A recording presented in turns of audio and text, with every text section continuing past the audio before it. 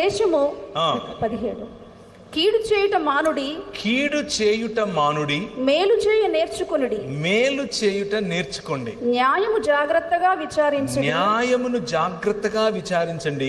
హింసింపబడు వారిని విడిపించుడి, హింసింపబడే వారిని విడిపించుడి. తండ్రి లేని వారికి న్యాయము తీర్చుడి, న్యాయం తీర్చండి.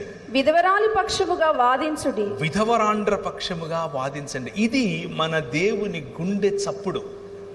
ఒక్క చోట కాదు, 2 చోట్ల కాదు, 10 చోట్ల కాదు, 1000 చోట్ల ఇదే మాట ఆయన మాట్లాడతాడు. ఆయన హృదయంలో ఉన్నటువంటివి 3 ప్రధానమైన లక్షణాలు. ఆయన ఎందుకు మనతో వాగ్దానం చేశాడు, ఎందుకు మనల్ని మనుష్యులుగా బ్రతకమంటున్నాడు, ఎందుకు మనతో నిత్య నిబంధన చేస్తానంటున్నాడు, ఆయన కలిగించబోయేటటువంటి ఆయన రూపాంతరముగా మనల్ని సృష్టించి నూతన సృష్టిగా ఒక నూతన రాజ్యములోనికి నడిపించినప్పుడు ఉండేవి కూడా 3 ప్రధానమైన లక్షణాలు. 1 న్యాయము, 2 కనికరము, 3 దీన మనస్సు.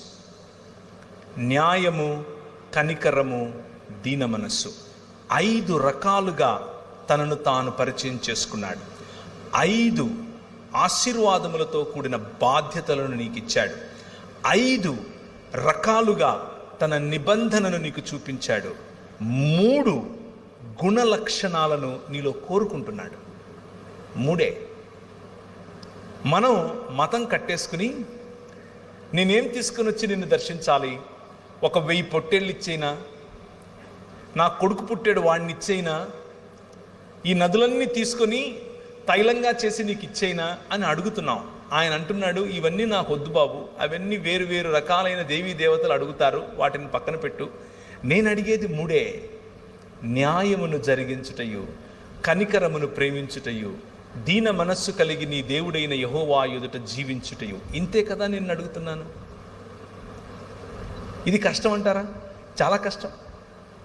కానీ పిలిచింది మాత్రం ఈ 3. దయచేసి గుర్తుంచుకోండి. తండ్రి లేని జీవితం గురించి కొన్ని విషయాలు మీకు చెప్తాను. నేను పుట్టినప్పటి నుంచి నా తండ్రి మొహం చూడలేదు. I never saw my father. నేను తండ్రి లేకుండానే పెరిగాను. మా అమ్మే నాకు తండ్రి, మా అమ్మే నాకు తల్లి. మా తాత, మా అమ్మ వాళ్ళ నాయన నాకు తండ్రి స్థానంలో అన్నీ చేశాడు. ఇంటి పేరుతో సహా ఆయనదే. తండ్రి లేని జీవితాలు, తండ్రి లేని కుటుంబాలు ఎలా ఉంటాయి అని నేను మీకు కొన్ని విషయాలు చెప్తాను. తండ్రి లేని జీవితాలు, తండ్రి లేని కుటుంబాల్లో ఎలా ఉంటుంది అనంటే,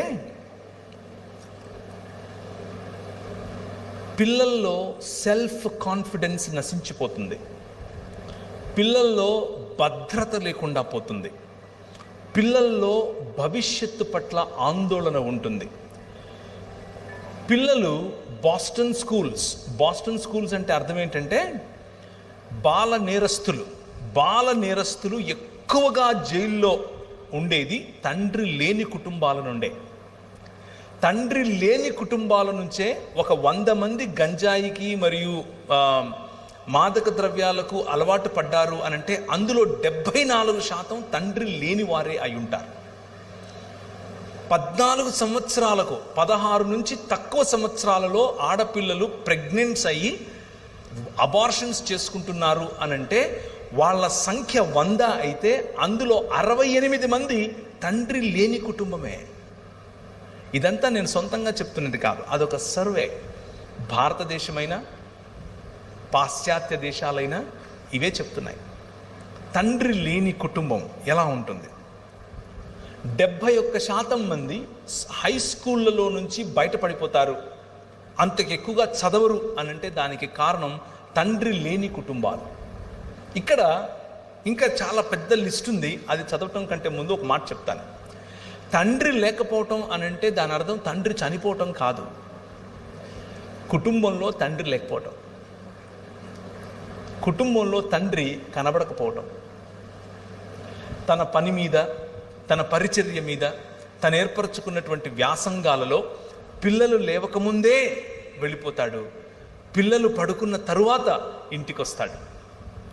భార్యకు తెలుసు తండ్రి ఆ భర్త ఏమిటో, పిల్లలకు తెలియదు తండ్రి ఏమిటో.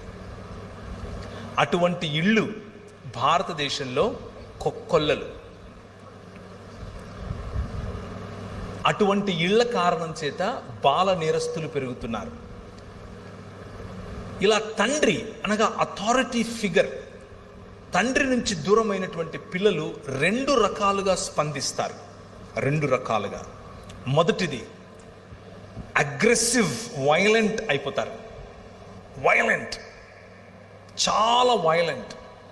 ప్రతిదానికి తిరిగి సమాధానం చెప్పటం, ప్రతిదాన్ని ఎదిరించటం, ప్రతిదానిపైన తిరుగుబాటు చేయటం మొదటి ఎక్స్ప్రెషన్.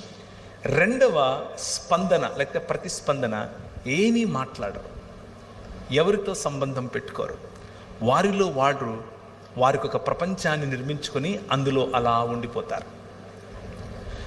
తండ్రి లేని కుటుంబాలు కూర్చున్న వారిలో, అలాగే లైవ్ ద్వారా చూస్తున్న వారిలో ఈ మాట చెప్తున్నాను. పురుషులకు మీ పనుల్లో, మీ పరిచర్యల్లో, మీ వ్యాసంగంలో మీ పిల్లల ఎదుట మీరు కనబడకుండా ఉన్నారా? This is the result that you are going to see. ఈ పర్యవసానమే మీ కుటుంబంలో చూడబోతున్నారు. పురుషుడు ఇంటికి రాకుండా ఉన్నటువంటి స్త్రీలతో మాట్లాడుతున్నాను.